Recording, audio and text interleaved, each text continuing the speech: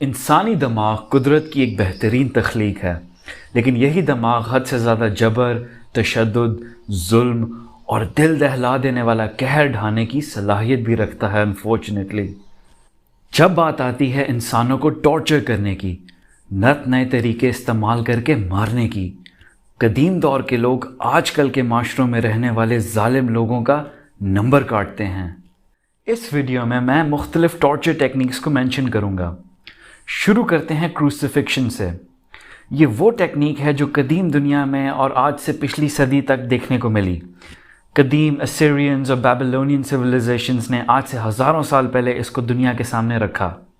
پھر Persians, Alexander the great, فینیشینز اور Romans نے اس کو کنٹینیو کیا۔ کروسیفکشن میں بندے کو باندھا جاتا ہے یا اسے کیل سے ٹھوکا جاتا ہے لکڑی کی صلیب پہ۔ کیلیں اس کے جسم میں ایسے ٹھوکی جاتی ہیں کہ جو اس کی ہڈیوں سے گزرتی ہیں، کلائی سے نچلی والی خاص جگہ پہ، اس طرح کہ وہ بندے کا سارا وزن اٹھا پائیں۔ یہ بہت ہی زبردست جگہ ہے کیل ٹھوکنے کی بے رحمی کے پوائنٹ آف ویو سے، کیونکہ کسی بھی بڑی خون کی نالی کو اس سے نقصان نہیں پہنچتا، صرف جسے کہتے ہیں میڈین نرو وہ ہٹ ہوتی ہے۔ اس سے انگلیاں اکڑ جاتی ہیں وکٹم کی اور ہاتھ کا گوشت بے حد تکلیف کی حالت میں سکڑ جاتا ہے، سخت ہو جاتا ہے۔ پیروں کو صلیب کے ورٹیکل پارٹ کے ساتھ جوڑا جاتا ہے، اور جب بندے کی ٹانگیں کمزور ہو جاتی ہیں تو بازوؤں کو پورے جسم کو اٹھانا پڑتا ہے۔ اس سے شولڈرز اپنے ساکٹ سے ہل جاتے ہیں۔ بعد میں ہاتھوں کی کونیاں اور کلائیاں بھی اپنی جگہ سے ٹوٹ کے علیحدہ ہو جاتی ہیں، اور ایز اے ریزلٹ بازو کئی انچ لمبی ہو جاتی ہیں۔ اس پوائنٹ پہ چھاتی کو کا سارا جسم کا وزن اٹھانا پڑتا ہے، جس سے پھیپھڑے خرابی سے کام کرنے کی طرف چلے جاتے ہیں، سانس لینے کے مسائل پیدا ہوتے ہیں، پھر نوبت آ جاتی ہے سانس گھٹنے کی۔ دس از کوائٹ انٹرسٹنگ۔ آج کل کورونا پھیلا ہوا ہے اور یہ ایک پھیپھڑوں کی بیماری ہے پرائمریلی۔ جن لوگوں کی ڈیتھ ہوتی ہے اس وائرس سے، انہیں اینڈ پہ سفوکیشن یعنی انہیں سانس کی گھٹن فیس کرنی پڑتی ہے۔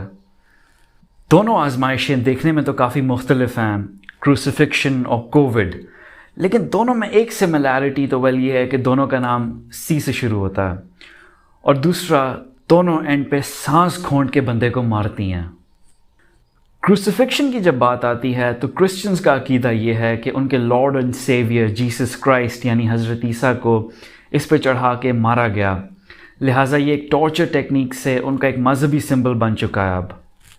آف کورس مسلمانوں کا عقیدہ کچھ اور ہے۔ وہ سمجھتے ہیں جس بندے نے حضرت عیسیٰ کی مخبری کی جا کے رومنز کے آگے، خدا نے اسے حضرت عیسیٰ کا روپ میں کنورٹ کر دیا اور وہ جا کے صلیب پہ چڑھ گیا، اور جو اصل حضرت عیسیٰ تھے وہ آسمانوں کی طرف خدا نے ان کو اٹھا لیا، اور جب قیامت آئے گی تو ان کا نزول ہوگا، جو کہ قیامت کی نشانیوں میں سے ایک نشانی ہے۔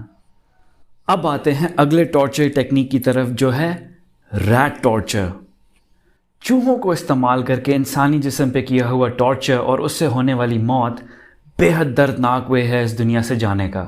جب بات آتی ہے چوہوں کی تو مسئلہ ایک ہے، چوہے ہر چیز کو کھا کے اس میں سے اپنا راستہ نکالنا چاہتے ہیں۔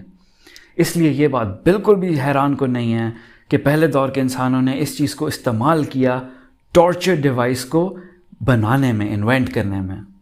نہ ہوتا یہ تھا کہ چوہے کو ایک چھوٹے سے پنجرے میں رکھتے تھے اگلے، اور اس کے ایک کونے کو وکٹم کے پیٹ کے ساتھ باندھ دیتے تھے۔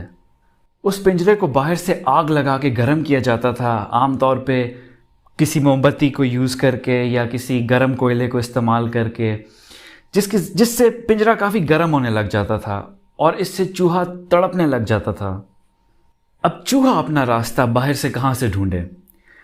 پنجرے کی ایک واحد دیوار ہے جو نرم ہے، وہ اپنے دانتوں اور اپنے پنجے کو استعمال کرے گا کھود کے راستہ نکالنے کے لیے۔ بہت جلدی وکٹم کے پیٹ سے، اس کی آنتوں سے چوہا کاٹتا ہوا اپنا راستہ باہر نکالتا تھا۔